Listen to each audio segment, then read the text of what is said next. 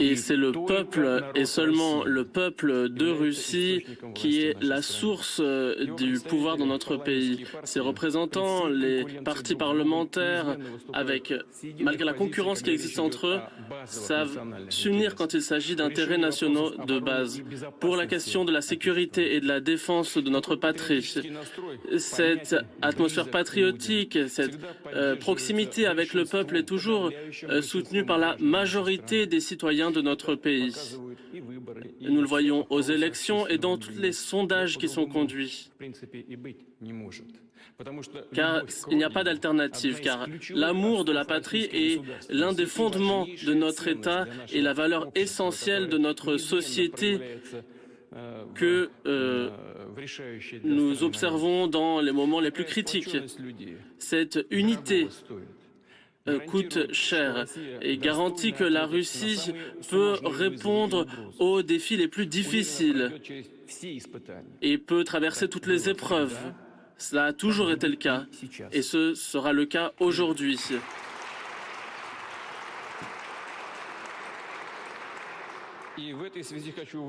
Et je rappelle que l'opération militaire spéciale depuis le 24 février sera remplie pour que nous puissions garantir la paix et la sécurité des républiques de Donetsk et de Lugansk, de la Crimée russe et de l'ensemble de notre pays. Il faut reconnaître que nos soldats, nos officiers ont pu empêcher une véritable menace. Avec leur courage, leur détermination, leur héroïsme, ils ont pu empêcher un conflit qui aurait éclaté sur notre territoire, mais selon un scénario différent. Les forces qui cherchent à nous endiguer, qui l'ont fait dans l'histoire, depuis longtemps, vous le savez. Pourquoi est-ce qu'ils font cela? Parce qu'un grand pays indépendant, ils n'en veulent pas. Et pour eux, notre existence est dangereuse. Mais c'est eux la véritable menace pour le monde. Nous nous rappelons des plans barbares des nazis vis-à-vis du peuple soviétique.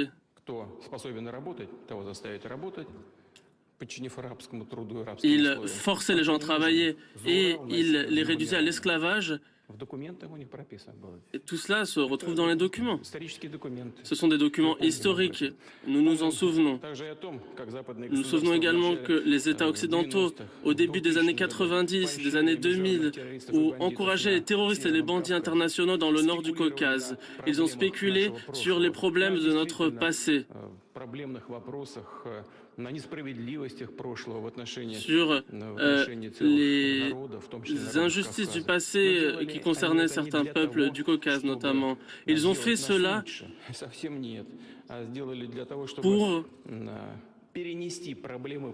pour transférer les problèmes du passé dans notre histoire actuelle, afin de stimuler le séparatisme dans notre pays, pour démembrer notre pays. Voilà ce qu'ils voulaient faire. Pour nous mettre dos au mur.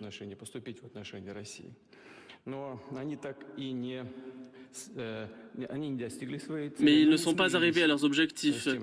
Ils ont accepté de ne pas y être parvenus. Pour cette raison, par la suite, ils ont préparé une guerre économique contre la Russie, pas après pas, en utilisant tous les prétextes possibles. Ils ont imposé de nouvelles sanctions et les plans d'étouffement économique aujourd'hui contre la Russie ont également échoué. Ils ont préparé de nouvelles armes géopolitiques.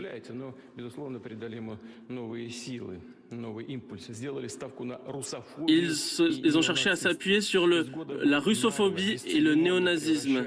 Ils ont transformé notre pays voisin en une anti-Russie.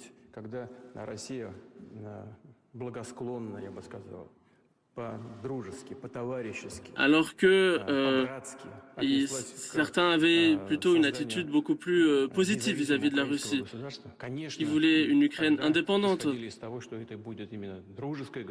Et nous attendions à trouver une Ukraine qui serait amicale, qui ne serait pas hostile, en créant un environnement plus concurrentiel pour leur développement. Mais personne ne s'attendait à une anti-Russie sur le territoire historique de la Russie. Et puis, par la suite, ils sont arrivés à un affrontement direct entre l'Ukraine et la Russie. Et notamment, il y avait des plans de s'en prendre à la Crimée russe qui était dans la doctrine ukrainienne. Et ont préparé le peuple ukrainien à cela. Et je pense que la majorité aujourd'hui reconnaissent cela. Et puis, il y a eu la revendication de Kiev pour l'armée nucléaire, tous les réseaux laboratoires occidentaux déployés en Ukraine. Et les livraisons d'armes en Ukraine nous montrent que ce que nous envisagions était finalement justifié. Chers collègues, nos soldats, nos officiers remplissent leurs devoirs héroïquement et tous les objectifs seront remplis. Mais ce que je souhaite remarquer maintenant, j'en ai parlé au début de cette opération militaire spéciale, si quelqu'un souhaite s'ingérer dans les événements actuels, un tiers, alors ils doivent savoir qu'ils créeront une menace géopolitique pour nous et devront savoir qu'il y aura une réponse, une frappe de réponse rapide. Nous avons pour cela tous les instruments, des instruments que personne n'a aujourd'hui. Mais nous utiliserons ces outils si c'est nécessaire. Et je souhaite que tout le monde le sache. Toutes nos décisions à ce titre ont été adoptées.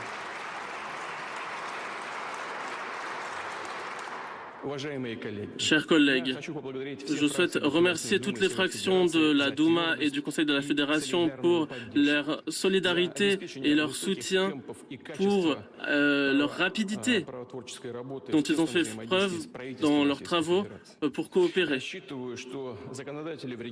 Les législations dans les régions devront, je le souhaite, je l'espère, travailler de manière aussi rapide et coordonner leurs activités aux différents niveaux des organes exécutifs. Parmi les mesures dont je parle, il y a un ensemble de mesures anti-sanctions qui ont été adoptées, des lois qui sont déjà passées par l'Assemblée parlementaire, l'Assemblée législative. Des décisions vont être adoptées pour indexer les pensions, toutes les allocations sociales, ainsi que les salaires et des spécialistes dans le secteur public. Il faut que tous les amendements et les mécanismes juridiques soient adoptés pour apporter une aide directe aux catégories les plus vulnérables des citoyens, les familles avec enfants, les personnes âgées. Les grands secteurs de l'économie, les industries stratégiques, les PME recevront une aide. Suite aux mesures difficiles dont j'ai parlé, que nous avons dû adopter, nous avons pu bloquer les premières frappes les plus destructrices, les sanctions visant notre pays, notre système bancaire, notre devise, le commerce, l'économie dans son ensemble ne se sont pas effondrés. Au contraire, aujourd'hui, nous avons de bonnes ressources pour notre développement, pour lancer de nouveaux projets dans les infrastructures, l'industrie, pour utiliser tout le le potentiel de toutes nos recherches. Sans aucun doute, c'est le résultat d'une réponse équilibrée de notre politique socio-économique des dernières années. La réalisation de nos projets nationaux est le résultat, chers collègues, de votre travail énergique dans des conditions extraordinaires. Et je vous demande, avec les ministères et les gouverneurs, les experts, d'élaborer de nouvelles mesures pour lutter contre la crise, renforcer le contrôle du Parlement depuis l'intérieur pour les décisions prises et de soutenir notre population. Pour cela, il faut assurer la stabilité de l'économie, du marché intérieur, de l'industrie, mais aussi renforcer notre souveraineté technologique et industrielle et notre leadership mondial. C'est tout à fait possible. Nous avons ce qui est nécessaire. Nous avons des écoles d'ingénieurs et la base scientifique nécessaire. Combien d'avions avons-nous produits? Les transporteurs aujourd'hui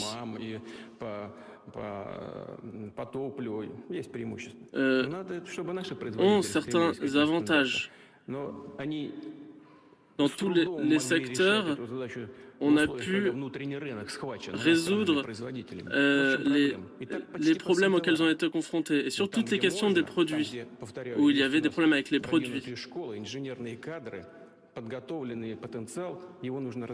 Il faut par ailleurs développer le potentiel que nous avons.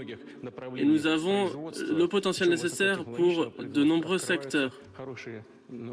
Et de nouvelles perspectives aujourd'hui s'offrent à nous. Nous répondons aujourd'hui aux restrictions de l'extérieur. Notre réduction de nos droits et cette tentative de nous isoler par davantage d'entrepreneuriat et de volonté de défendre nos investisseurs.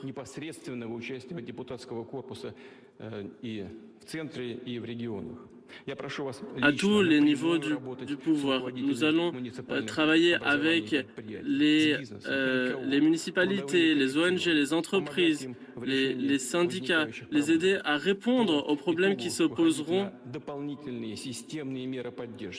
leur apporter des mesures de soutien. Et j'ajoute que le parti Russie Unie a une responsabilité particulière. Mais je m'adresse à tous les partis parlementaires. Nous devons travailler dans la solidarité et je vous demande à tous d'être en contact direct avec les populations, par les électeurs.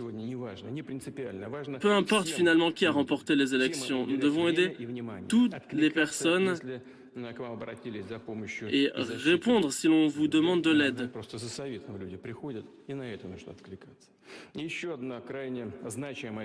Autre tâche très importante pour ceux qui travaillent dans les comités sur les affaires extérieures, je comprends qu'il a été impossible dans certaines organisations de travailler, notamment à la PCE par exemple. Ces organisations ont été créées, nous avons rejoint au début des années 90 pour harmoniser nos relations avec l'Europe, et nous le savons très bien. Mais aujourd'hui, ces instruments ne fonctionnent plus. Ils pourront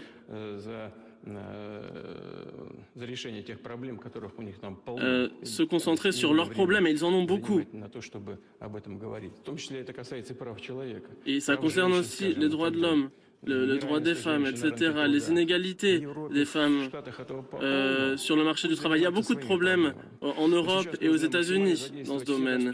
Il faut faire usage de tous les formats possibles pour la diplomatie parlementaire en Europe, en Asie, en Afrique, en Amérique, tous ceux qui restent. Les contacts directs sont toujours possibles. Il faut travailler avec eux pour défendre notre position et leur faire parvenir des informations sur la situation. On a parlé du fait qu'il fallait créer une base juridique suite à toutes les violations du droit humanitaire de la part des mercenaires néo-nazis. Et il y en a de plus en plus. Certains, nous les avons tués, d'autres ont été pris captifs, mais ces crimes doivent faire l'objet d'une évaluation juridique. Il faut comprendre toutes ces questions et au niveau international et au niveau parlementaire. J'ai parlé des tentatives de Kiev d'éliminer physiquement avec des attentats certains de nos journalistes.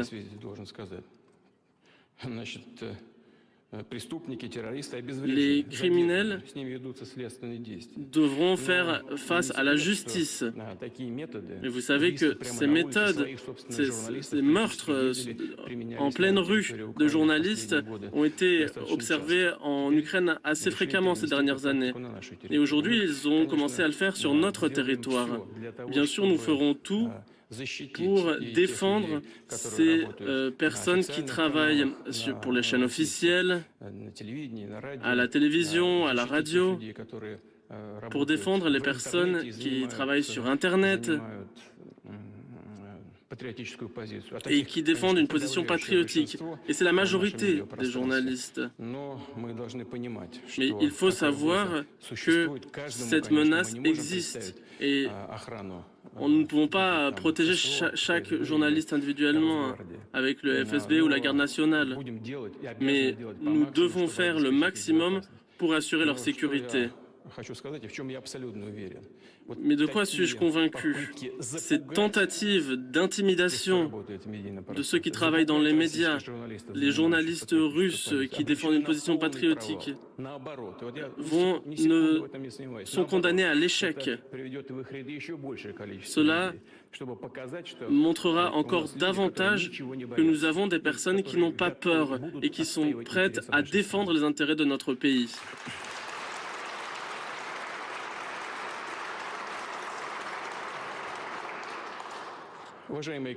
Chers collègues, dans votre ordre du jour, vous avez toute une série de missions à remplir. Je vous souhaite plein succès pour le travail à venir. Et je vous souhaite une belle journée de la victoire qui arrive bientôt. C'est toujours le courage qui vous inspirera et qui nous inspirera tous. Je vous remercie de votre attention. Merci.